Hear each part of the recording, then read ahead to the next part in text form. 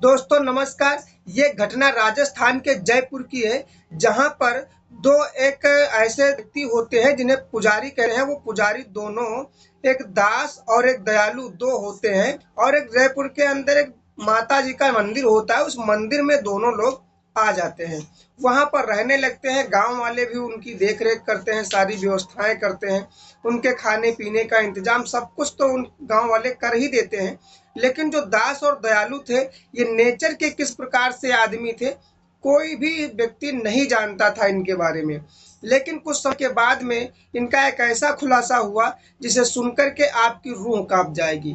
जो पुजारी थे, इन दो लोगों ने 16 लड़कियों का मतलब 16 औरतों का उस क्षेत्र की बलात्कार कर देते हैं, उनका रेप कर देते हैं। तब जाकर के खुलासा होता है, जब एक औरत होती है वो इन लोगों का जिक्र करती है। जब जिक्र करती है तब लोग समझ पाते हैं कि बहुत ही दुष्ट और दरिंदे प्रकार के लोग हैं। दोस्तों इस कहानी का जन्म तब होता है जब मंदिर होता है वहां पर। मंदिर में गांव के श्रद्धालु लोग जो होते हैं, सभी लोग सोचते हैं कि इस गांव में जागरण करवाया जाए। अब तो पुजारी भी हो गए हैं, अब तो मंदिर भी है, और यहाँ अगर भंडारा नहीं होता है, जागरण नहीं होता है, तो लोगों को कैसे पता चलेगा कि हमारे गांव में मंदिर है। तो लोग जो होते हैं, आसपास के सारे गांव के लोग मिलकर के वहां जागरण करवाने की कोशिश करते हैं, और जागरण करने के लिए वहां व्यवस्था करते हैं। व्यवस्था में दोस्तों लोग जो है अपने घरों से आटा, दाल, चावल जो भी व्यवस्था हो पाती है वो मंदिर में देते हैं।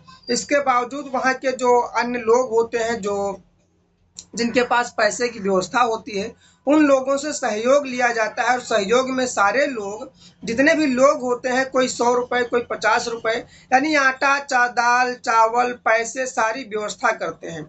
लेकिन जो अन्य गांव में अब चंदा इकट्ठा करने की बात उठती है, क्योंकि जागरण और भंडारा पूरे क्षेत्र का होना था, इसलिए जब अगले पैसे की बात उठती है, अन्य रुपयों का जुगाड़ करना पड़ता है, तो वहां पर चंदा मांगने के जो गांव के अन्य गांव में होता है, जो गांव क्षेत्र के गांव होते हैं, उनमें चंदा मांगने की जब बारी आती है, तो वो जो दास और दयालु होते हैं, दोनों पुजारियों को बताया जाता है कि तुम लोग जो है अब ये चंदा इकट्ठा करोगे बाहर गांव से। जब बाहर के गांवों से चंदा इकट्ठा करने की बात आती है, तो दयालु और दास दोनों लोग कह देते हैं कि ठीक है, अपने गांव से सारी व्यवस्था कर लीजिए और बाकी अन्य गांव से मैं व्यवस्था कर लूंगा। दास और दयालु दोनों लोग एक अन्य गांव में जाते हैं और वहां पर चंदा इकट्ठा करना शुरू करते हैं। मांगते मांगते कम से कम 10 से 11 गांव आसपास के जो होते हैं, उनमें सब जगह से वो लोग चंदा इकट्ठा कर लेते हैं। जो भी दाल, चावल, आटा जो भी मिलता है इनको, वो सब ये शाम तक इकट्ठा करते हैं, और शाम तक इकट्ठा करने के बाद में उसी गांव के अपने सहयोगियों से कह करके उस मंदिर तक राशन पहुंचा देते हैं।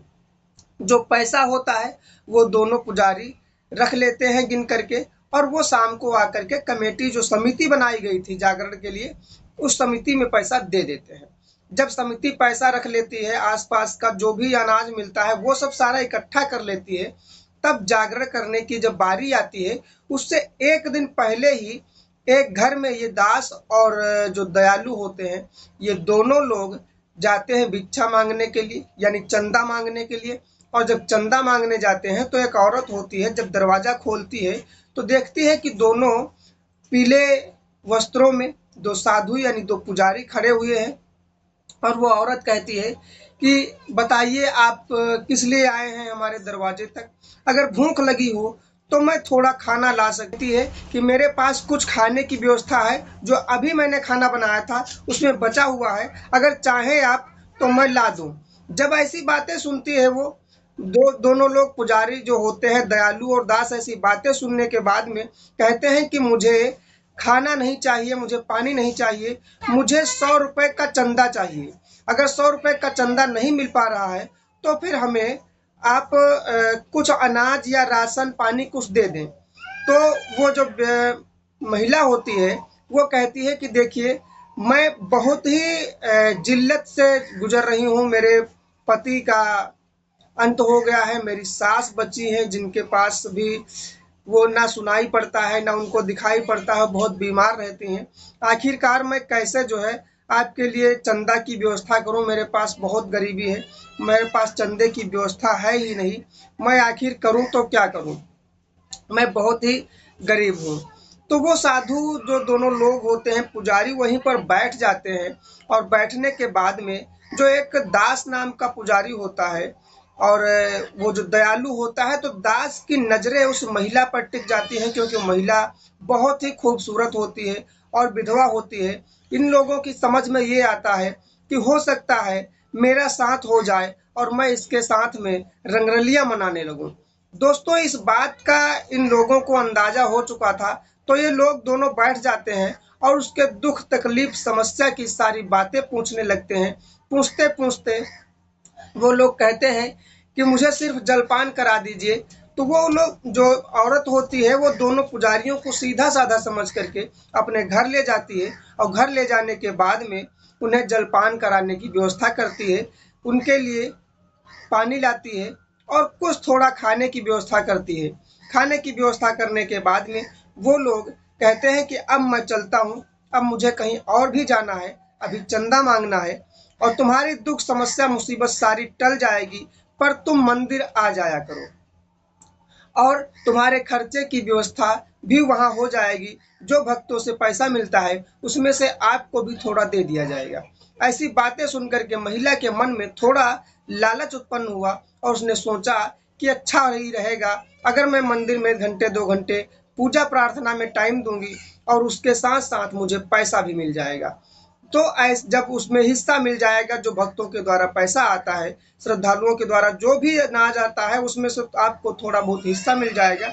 आपकी रोजी रोटी अच्छी तरह से चल जाएगी, और आप ये समझ लेना कि मैं यहाँ पर काम ही करती हूँ। दोस्तों, वो महिला कुछ दिन के बाद वहाँ पर आने जाने लगती है, लेकिन अभी बात यहाँ तक थी कि ये लोग जब वहाँ से वापस होते हैं उसके घर से, तो उसे जो अन्य जगह से मिला राशन था उसमें से 5 किलो राशन और 500 रुपए का दान दे करके आते हैं, और कहते हैं कि आप परेशान ना हो, आप घबराएं ना, ये व्यवस्था मैं आपको देता रहूँगा।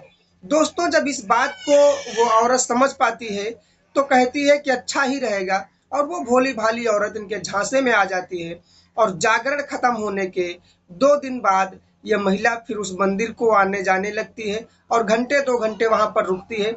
इस तरह से अब धीरे धीरे इन पुजारियों के बीच में और उस महिला के बीच में थोड़े घनिष्ठ संबंध हो जाते हैं, और संबंधों के साथ साथ दोनों पुजारी अब इसका एक दिन पकड़ लेते हैं और कहते हैं कि देखो, आपकी व्यवस्थाएं अगर चलती रहेंगी तो मेरा कोई नुकसान नहीं है, लेकिन मेरा भी फायदा होना चाहिए।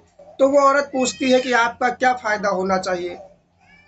तो पुजारी कहते हैं कि फायदा ये चाहिए हमको कि आपको यहाँ कभी कभी रात में भी रुकना पड़ेगा। जब इस बात का उस औरत को अंदाजा लगता है कि ये पुजारी कितने घिनौने कृत्य के लोग हैं, तब वो औरत वहां से चली जाती है, और जाने के बाद में मना कर देती है कि मैं आपके साथ इस तरह से नहीं रहूंगी।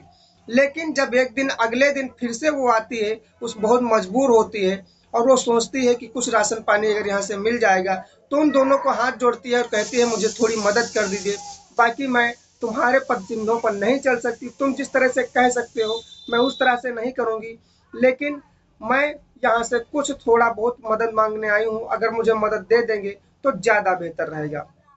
लेकिन आज पुजारी जो होते हैं वो दोनों लोग पूरी तरह से इस पर टूट पड़ते हैं, और उसके मंदिर के अंदर ही जो छोटा सा दरवाजा था, एक साइड में छोटा सा कमरा दिख रहा था, उस कमरे में बंद कर देते हैं, और दोनों पुजारी कम से कम 4-5 घंटे तक उसे अपने कमरे के अंदर ही रखते हैं, उसका बलात्कार करते हैं, उसका रेप करते हैं। इसके बाद में उस घटना के बारे में वो महिला जब होश में आती है, उसे नींद की दवाई या कुछ ऐसा पदार्थ खिला देते हैं जो समझ ही नहीं पाती है कि उसके साथ क्या हुआ है। लेकिन जब वो समझ पाती है और 4 घंटे 5 घंटे के बाद जब होश में आती है, तो पूरे गांव में वो हल्ला मचाती है। जब हल्ला मचाती है तो पूरे गांव के लोग उन जो 2 पुजारी थे, पुजारियों को पकड़ लेते हैं, और पकड़ने के बाद में पुजारियों की अच्छी तरह से पिटाई करते हैं और उन्हें पुलिस के हवाले कर देते हैं। दोस्तों, इस घटना का सुनाने का उद्देश्य आप लोगों को हैरान और परेशान करना नहीं था, जागरूक करना था कि हर भेष में कोई न कोई दरिंदा बैठा हुआ है, उससे सावधान रहें, सतर्क रहें। मिलते हैं एक अगली नई कहानी में, तब तक के लिए नमस्कार, धन्यवाद, जय हिंद।